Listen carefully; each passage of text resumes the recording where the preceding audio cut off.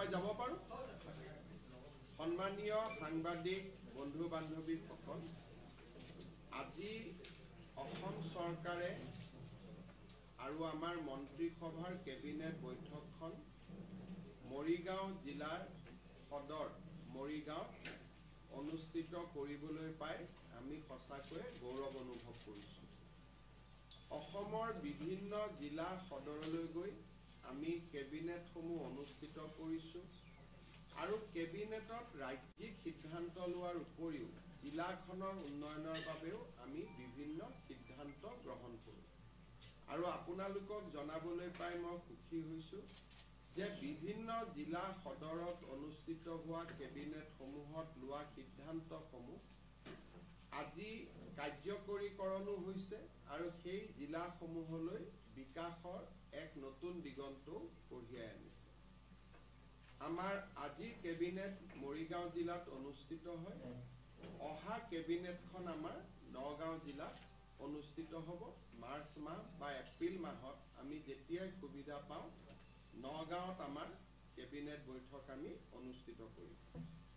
মৰিগাঁও জিলালৈ যোৱাৰ আগতে আমি ৰাজ্যিক পৰ্যায়ত লোৱা কেইবাটাও গুৰুত্বপূৰ্ণ সিদ্ধান্তৰ বিষয়ে আপোনালোকক জনাব খুজিছোঁ।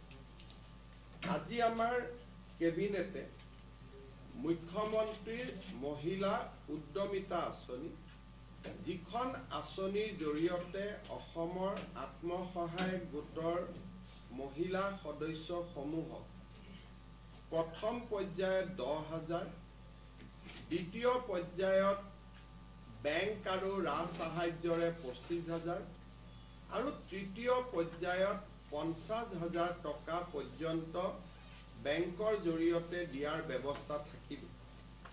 সেই আঁচনিখন ৰূপায়ণ কৰিবৰ বাবে আজি আমাৰ কেবিনেটে 2,000 কোটি টকাৰ অনুমোদন জনায়।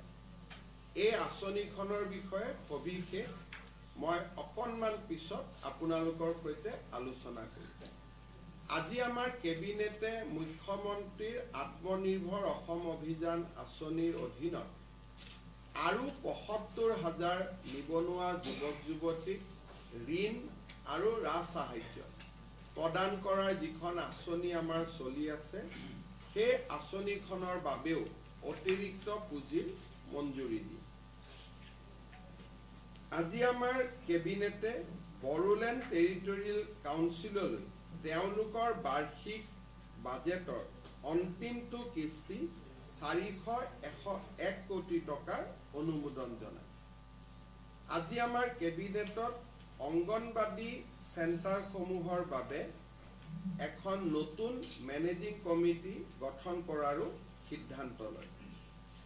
আজি আমাৰ কেবিনেটত অসম যিটো আমাৰ বিদ্যুৎ বিতৰণ নিগম আছে, যাক আমি APDCL বুলি কওঁ, তাৰ অথৰাইজ শ্বেয়াৰ কেপিটেল 6,000 কোটি টকালৈ বৃদ্ধি কৰাৰ বাবে সিদ্ধান্ত লয়। আজি আমাৰ কেবিনেটে উমৰাংচুত সংঘটিত যিটো মাইন দুৰ্ঘটনা, সেই দুৰ্ঘটনাৰ সম্পৰ্কত সবিশেষ কথা পাতে আৰু যিসকল অফিচাৰ ফিল্ডত আছিলে তেওঁলোকৰ পৰা এটা সুদীৰ্ঘ প্ৰেজেণ্টেশ্যন লয় বৰ্তমান পৰিৱেশৰ ওপৰত। এই যিটো মাইন য'ত দুৰ্ঘটনা হৈছে, তাত 14 কোটি লিটাৰ পানী আছিলে বুলি প্ৰাৰম্ভিক পৰ্যায়ত উদ্ধাৰকাৰী অভিযান, বিশেষকৈ geological survey of India, coal India, oil India, NDRF, army আৰু নেভিয়ে ধাৰণা কৰিছিল।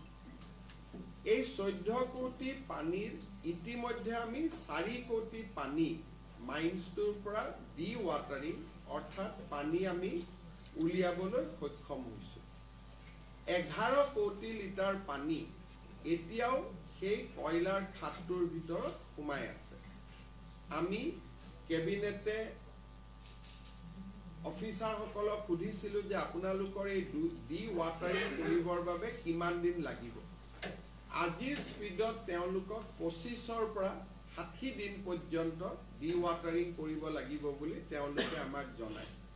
আমি তেওঁলোকক এই ডি ৱাটাৰিংসমূহ কৰি যাবৰ বাবে আৰু ভাৰতীয় সেনাবাহিনীক লগত ৰাখিবৰ বাবে আজি কেবিনেটে অনুমোদন জনায় যে in presence of Indian army and army engineers D watering process will continue টিল উই ৰিচ দ্য লজিকেল কনক্লুজন আৰু টাৰ্গেটটো হ'ল যে 11 কোটি লিটাৰ পানী আমি খাপটোৰ পৰা উলিয়াব লাগিব ইতিমধ্যে আমি 4টা মৃতদেহ উদ্ধাৰ কৰিছোঁ 5জন লোক মাইন্সৰ ভিতৰত থকা বুলি সন্দেহ কৰা হৈছে স্বাভাৱিকভাৱে 10 দিন হৈ যোৱাৰ পিছত তেওঁলোকৰ জীয়াই থকাৰ সম্ভাৱনা যথেষ্ট ক্ষীণ বুলি আমি ক'ব লাগিব কেবিনেটে আজি আটাইকেইটা পৰিয়াললৈ 10 লাখ টকাকৈ এটা আৰ্থিক সাহায্য ঘোষণা কৰিছে যাৰ আমি মৃত শৰীৰ পাইছোঁ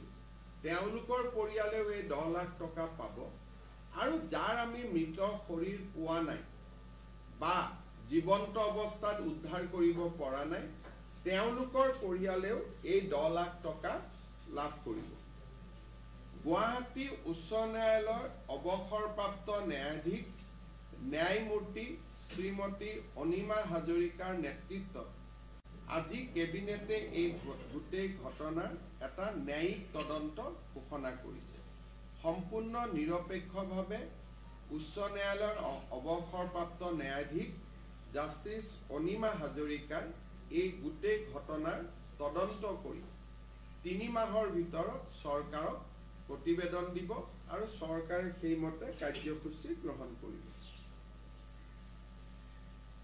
কেবিনেটে ৰাজ্যৰ আৰক্ষী সঞ্চালক প্ৰধানক এই গোটেই ঘটনাৰ ফৌজদাৰী অনুসন্ধান কৰিবৰ বাবে ক্ৰিমিনেল ইনকুৱাৰী কৰিবৰ কাৰণে এটা SIT গঠন কৰিবৰ বাবে নিৰ্দেশ দিছে আৰু এই SITটোৰ কাম কাজ জাষ্টিছ অনিমা হাজৰিকা কমিটিয়ে মনিটৰ কৰিব সাধাৰণতে আমি যেতিয়া এটা SIT কৰোঁ সেই SITটোৰ কাম কাজ DGPয়ে মনিটৰ কৰে কিন্তু এইবাৰ এই SITটোৰ কাম কাজৰ মনিটৰিং কৰাৰ ক্ষমতা আমি যেটো ন্যায়িক আয়োগ ঘোষণা কৰিছো সেই ন্যায়িক আয়োগৰ হাতত অৰ্পণ কৰিছো আৰু এই ঘটনাৰ লগত জড়িত আটাইকে শাস্তি প্ৰদানৰ বাবে এই SITটোৱে ব্যৱস্থা হাতত ল'ব আজি আমাৰ কেবিনেটত এইটো কথাও প্ৰতিবেদনত দিয়া হৈছে যে বহুতে কৈছে যে ৰেড হোলটো কেনেকৈ হ'ল আমি যেতিয়া তাত পৰীক্ষা কৰিলো মাইনিংটো ক'ৰ পৰা হ'ল তেতিয়া দেখা গ'ল যে সেই অঞ্চলত 220টা এনেকুৱা কয়লাৰ খাদ আছে এই 220টা কয়লাৰ খাদ কেনেকৈ ক'ৰ পৰা আৰম্ভ হ'ল তাক আমি স্যাটেলাইট দি পিছলৈকে ঘূৰি ঘূৰি গৈ থাকিব লাগিব অৰ্থাৎ 2000 আজি 25 চন আমি 20 চনৰ স্যাটেলাইট চাব লাগিব 18ৰ স্যাটেলাইট চাব লাগিব 14ৰ স্যাটেলাইট চাব লাগিব আৰু এটা সময়ত গৈ গৈ তাক টাইম লেগ বুলি কয় এটা সময়ত এই মাইন্স কেটা কোন চনত কেতিয়া আৰম্ভ হৈছিল তাক স্যাটেলাইটৰ জৰিয়তে ধৰিব পৰা যাব আমি সেই স্যাটেলাইট যিখিনি ডেটা সেইখিনি স্যাটেলাইট ডেটা কালেকশন কৰিবৰ বাবেও ৰাজ্যৰ ৰাজহ আৰু পুনৰ সংস্থাপন বিভাগক নিৰ্দেশ দিছো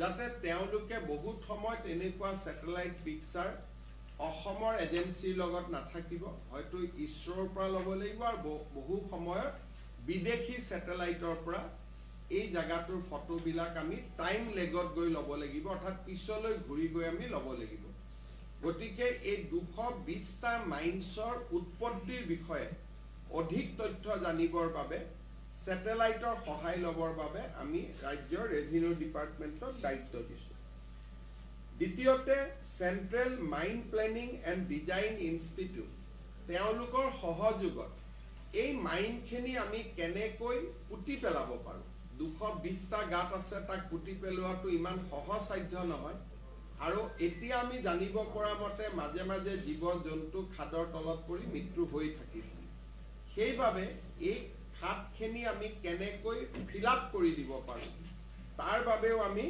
সেন্ট্ৰেল মাইন প্লেনিং আৰু ডিজাইন ইনষ্টিটিউট লিমিটেডৰ সহায় লবৰ বাবে আমি আমাৰ বিভাগক নিৰ্দেশ দিছোঁ। উমৰাংচুৰ ওপৰত আজি কেবিনেটে এই গুৰুত্বপূৰ্ণ সিদ্ধান্তকেইটা গ্ৰহণ কৰে। এতিয়া মই আপোনালোকক মহিলা উদ্যমিতা আঁচনিখনৰ বিষয়ে কেইআষাৰমান কথা ক'ব খুজিছোঁ। আমাৰ ৰাজ্যৰ আত্মসহায়ক গোটৰ সদস্যসকলক আমি 4 লানি ছাৰ্ভে কৰাৰ পিছত, কাৰোবাৰ 3টা সন্তানত আছে নে তাতকৈ বেছি আছে, বিভিন্ন ছাৰ্ভে কৰাৰ পিছত আমি 31 লাখ মহিলা প্ৰথম পৰ্যায়ত এই আঁচনিখনৰ বাবে উপযুক্ত বুলি আমি ইনফৰমেশ্যন বা আমি তথ্য কালেক্ট কৰিছোঁ। কিন্তু অসম চৰকাৰে 27 লাখ মহিলাক এই আঁচনিখনৰ সুবিধা দিব আমাৰ বাজেট অনুসৰি। কাৰণ আমি যদিও 30 লাখ মহিলাই পাছ কৰিছে, আমি 27 লাখ মহিলাকহে এই আঁচনিৰ সুবিধা দিব পাৰিম। সেইবাবে অহা কেইটামান দিনত ব্লক পৰ্যায়ত এই আঁচনিৰ চূড়ান্ত হিতাধিকাৰী নিৰ্বাচনৰ কাম আৰম্ভ হ'ব। কেবিনেটে সিদ্ধান্ত গ্ৰহণ কৰিছে যে যিসকল মন্ত্ৰী, বিধায়ক, প্ৰাক্তন বিধায়কৰ পৰিয়াল, তেওঁলোকে এই আঁচনিখনৰ সুবিধা নাপাব। দ্বিতীয়তে, যিসকল ৰাজপত্ৰিত বিষয়া, gazetted class 1 and class 2 officer, তেওঁলোকৰ পৰিয়ালেও এই আঁচনিৰ সুবিধা নাপাব। যিসকলৰ আমাৰ মদৰ দোকানৰ লাইচেন্স আছে, যিসকলৰ ঘৰত ব্যৱসায়িক ভিত্তিত ট্ৰাক্স আছে, JCB আছে, বা যিসকলে আয়কৰ পৰিশোধ কৰে, তেনেকুৱা লোকেও বা তেনেকুৱা আই মাতৃয়েও এই আঁচনিখনৰ সুবিধা নাপাব।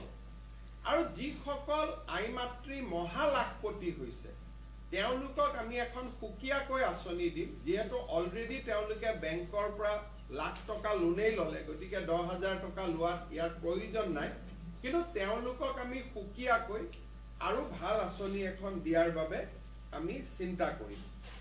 এই ধৰণে আমি যিটো মহিলাসকলক 10,000 টকা দিয়াৰ ঘোষণা কৰিছিলোঁ, সেই আঁচনিখনক আমি চূড়ান্ত পৰ্যায়লৈ লৈ গৈছোঁ। আৰু আঁচনিখনৰ শুভ উদ্বোধন এপ্ৰিল মাহত আমি বিহালী সমষ্টিত কৰিবৰ বাবে সিদ্ধান্ত গ্ৰহণ কৰিছোঁ। অৰ্থাৎ প্ৰথম বিহালীৰ আই মাতৃসকলক এই টকা দি পেলাই এই আঁচনিখনৰ আমি শুভ উদ্বোধন কৰিম। তাৰ পিছত প্ৰতিটো সমষ্টিতে একোখন মিটিং হৈ এই আঁচনিৰ টকা আমি সমষ্টি ভিত্তিক বিতৰণ কৰি যাম। এতিয়া মই মৰিগাঁও জিলাৰ বাবে আজি আমি লোৱা কেইবাটাও সিদ্ধান্তৰ কথা আপোনালোকক জনাব খুজিছোঁ। মৰিগাঁও জিলাৰ এটা খুব ইম্পৰ্টেণ্ট ৰাস্তা বালিমুখীৰ পৰা চিলডুবিলৈ, আমাৰ বুঢ়াগাঁও হৈ, এই ৰাস্তাটোৰ কাৰণে আজি আমি 70 কোটি টকা অনুমোদন কৰিছোঁ।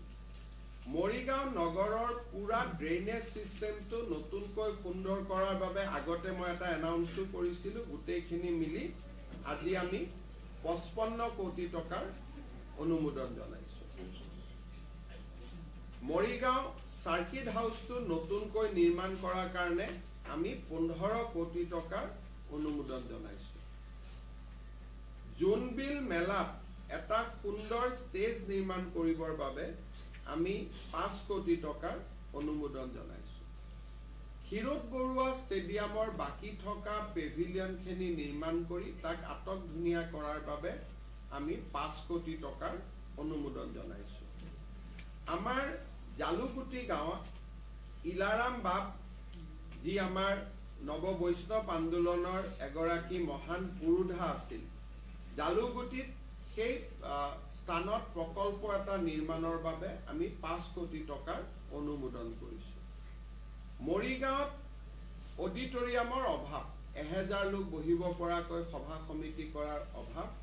মৰিগাঁৱত এটা সুন্দৰ প্ৰেক্ষাগৃহ ইলাৰাম দাস আটাৰ নামতে আমি প্ৰায় 20 কোটি টকা খৰচ কৰি এটা শংকৰদেৱ কলাক্ষেত্ৰৰ দৰে এটা আটক ধুনীয়া প্ৰেক্ষাগৃহ নিৰ্মাণৰ বাবেও আজি কেবিনেটে অনুমোদন দিছে।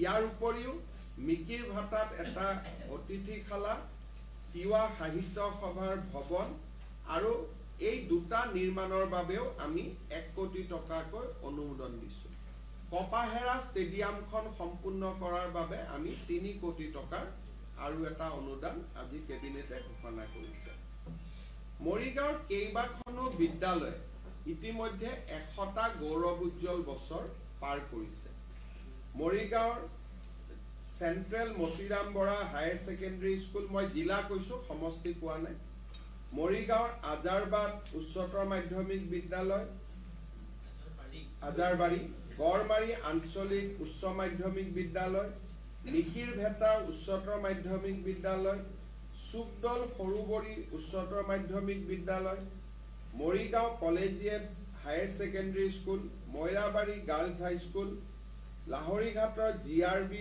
চৰাইহাগী সেকেন্ডাৰী স্কুল আৰু লাহৰীঘাটৰে ফলিহামাৰী হাই স্কুলৰ বাবে প্ৰতিখন স্কুলৰ বাবে আমি 8 কোটিকৈ টকা অনুমোদন জনাইছো যাতে অতি সুন্দৰ একোটা ভৱন আমি নিৰ্মাণ কৰি উলিয়াব পাৰো ইয়াৰ উপৰিও মৰিগাঁও কলেজ জাগিৰোড কলেজ মায়ং আঞ্চলিক কলেজ ঘনকান্ত বৰুৱা কলেজ ঘোৰাগাঁও college Laharighat college Charaibahi college আৰু ময়ৰাবাৰী কলেজ প্ৰতিখন কলেজলৈ আমি 5 কোটিকৈ টকাৰ অনুমোদন দিছো মই ভাবো প্ৰায় 270 কোটি টকাতকৈ অধিক মৰিগাঁও জিলাৰ আৰ্থ সামাজিক বিকাশৰ বাবে আমি ব্যয় কৰিব পাৰিম আমাৰ চলি থকা আঁচনিবিলাকৰ উপৰিও মৰিগাঁও জিলাৰ উন্নয়নৰ কাৰণে এই আঁচনিখিনি আজি আমি ঘোষণা কৰিছো দীৰ্ঘকালীন ভিত্তিত মৰিগাঁৱত মেডিকেল কলেজখন হৈ যোৱাৰ লগে লগে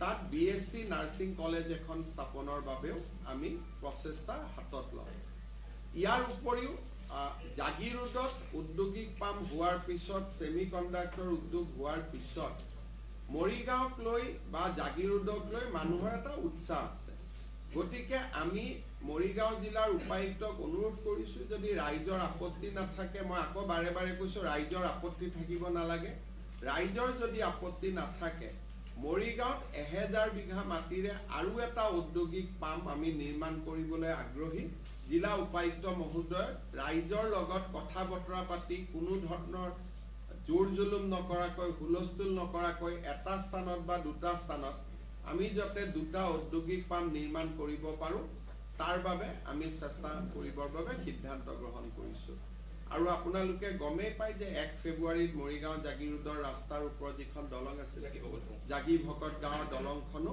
শুভ উদ্বোধন কৰা হ'ব এইখিনি আজি ঘোষণা আছিল আৰু আজি আমাৰ মন্ত্ৰী সভাৰ সদস্যসকলে এতিয়া একেলগে সেমিকণ্ডাক্টৰ ইণ্ডাষ্ট্ৰিও চাব যাব মই অলপ জুনবিল মেলাটো যাম আপোনালোকৰ যদি কিবা সুধিবলগীয়া আছে সুধিব এগ্ৰিকালচাৰ ডেভেলপমেন্টৰ ক্ষেত্ৰত সুধিব লগা আছে মানে ইয়াতে এগ্ৰিকালচাৰ ডেভেলপমেন্টটো যথেষ্ট উন্নত এগ্ৰিকালচাৰ যথেষ্ট প্ৰডাক্টছ আছে হয় আমাৰ কৃষি মন্ত্ৰী আছে আপোনাৰ ইৰিগেশ্যন ডিপাৰ্টমেন্টটো একদমই বেয়া অৱস্থা আপোনালোকে এটা কাম কৰিব মই কৃষি মন্ত্ৰী আৰু জলবিঘামাটি পৰি আছে কিন্তু কোনো ধৰণৰ ইৰিগেশ্যন ডেভেলপমেন্ট আজি এতিয়া আৰু মই পৰামৰ্শৰ ফালে যোৱা নাই কাৰণ মৰিগাঁৱত যথেষ্ট সমস্যা থাকিব মই কৃষি মন্ত্ৰী আৰু জলসিঞ্চন মন্ত্ৰী কেতিয়াবা একেলগে মৰিগাঁৱত আহিবৰ বাবে মই নিৰ্দেশ দিম যাতে কিবা এটা কৰিব পাৰে সমস্যাৰ কথা নকব কাৰণ আমাৰ ইমানেই আছে গতিকে আজি আৰু ইয়াৰ নতুন সমস্যা ল'ব খোজা নাই কিবা যদি প্ৰশ্ন আছে প্ৰশ্নখিনি সোধক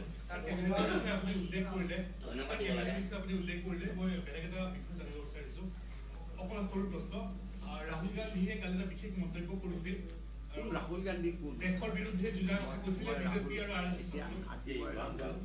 নকব ইমান ভাল পৰিৱেশ এটাত মিটিং এখন কৰিছো ক'ৰ পৰা ৰাহুল গান্ধী নাম শুনিলে দিনটো অমংগল হৈ যাব কি আছে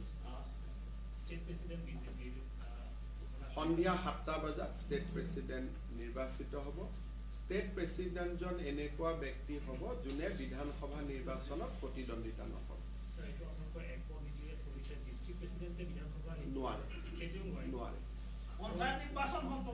পঞ্চায়ত ইলেকশ্যন হায়াৰ ছেকেণ্ডাৰী পৰীক্ষা আজি শেষ অহাকালি পঞ্চায়ত লগে লগে হায়াৰ ছেকেণ্ডাৰী পৰীক্ষা শেষ হোৱাৰ পিছদিনাখনে নটিফিকেশ্যন আপুনি যিটো কথা কৰিছিল যে দল বুলি নহয় মই নিজে ৰাইজক আহ্বান জনাম যে পঞ্চায়তৰ সদস্য আৰু সভাপতিৰ পোষ্টত যাতে বিজেপি দলে কোনো ইণ্টাৰফেয়াৰ নকৰে আৰু আমি অৰাজনৈতিক ব্যক্তিক যাতে জিকাই আনিব পাৰোঁ। কাৰণটো অৰাজনৈতিক হ'লেহে ভাল মানুহ আহিব, কোনোবা ৰিটায়াৰ্ড শিক্ষক আহিব, ৰিটায়াৰ্ড প্ৰফেচাৰ আহিব, চেল্ফ হেল্প গ্ৰুপৰ মহিলা আহিব। আমি যদি আমিয়ে সিলেক্ট কৰি দিওঁ তেতিয়া ৰাইজে সিলেক্ট কৰিবতো একো নাথাকিব। এইটো গান্ধীজীয়ে কৈছিল যে তৃণমূলত অৰাজনৈতিক হ'ব লাগে।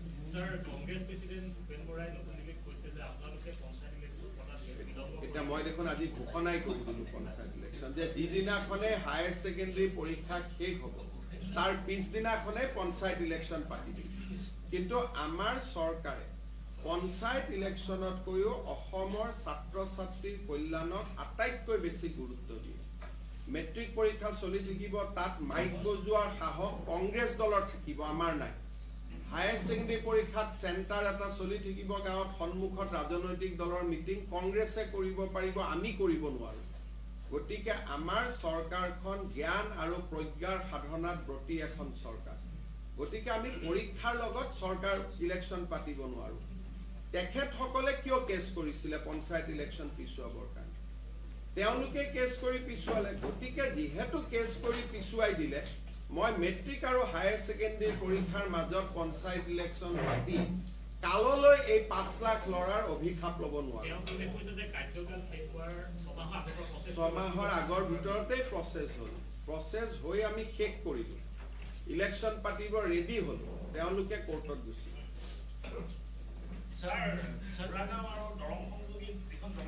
সোনকালে যেতিয়া এডভান্টেজ আছামৰ সময়ত আমি ভাল খবৰ পাই যাম।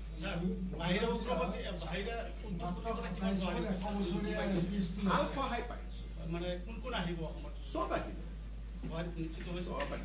অসমত আন্দোলন নহ'লে মানুহ আহিব।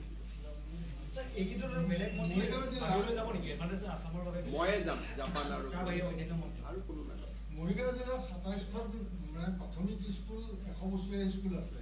তেখেতসকলে কেনেকুৱা ধৰণৰ সাহায্য? আজি আমি ইয়াত ঘোষণা কৰা নাই, কিন্তু আমাৰ বিভিন্ন আঁচনি এইখিনিতো স্পেচিয়েল, বাকী চৰকাৰী আঁচনিৰ জৰিয়তে শিক্ষা বিভাগে সহায় কৰি থাকিব।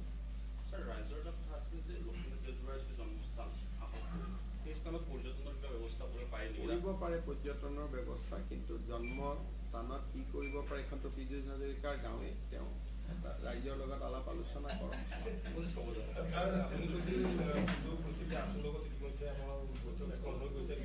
আৰু হ'ব এইকেইটা দিন সাধাৰণতে কি হয়, আছুৱেও নিবিচাৰে যে ইলেকশ্যন আদি থকাৰ সময়ত তেওঁলোকৰ লগত আলোচনা কৰে।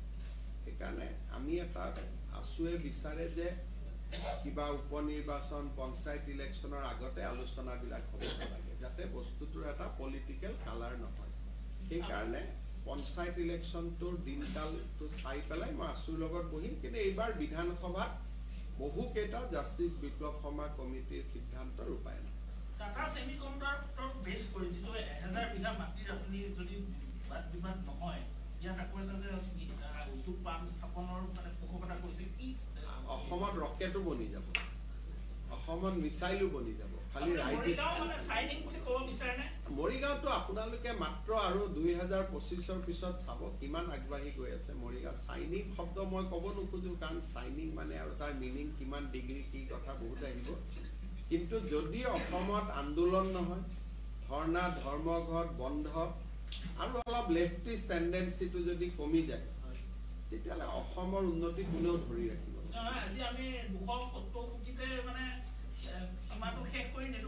এতিয়াই দেখোন আপুনি মই ক'লো দুটা যদি ইণ্ডাষ্ট্ৰিয়েল ইষ্টেট আপোনালোকে কৰিব মাতি দিয়ে, তাতেইতো 600 কোটি টকা লাগিব। গতিকে কোনো অসুবিধা নাই। আজি মৰিগাঁৱত ধৰক এতিয়া আমি ক'লো কেইদিনমান আগতে জাগিৰোডত পানী যোগান প্ৰকল্প হ'ল, কেইদিনমান আগতে জাগিৰোডত চেণ্ট্ৰেল স্কুলখন ভাৰত চৰকাৰে আকৌ এপ্ৰুভ কৰি দিলে।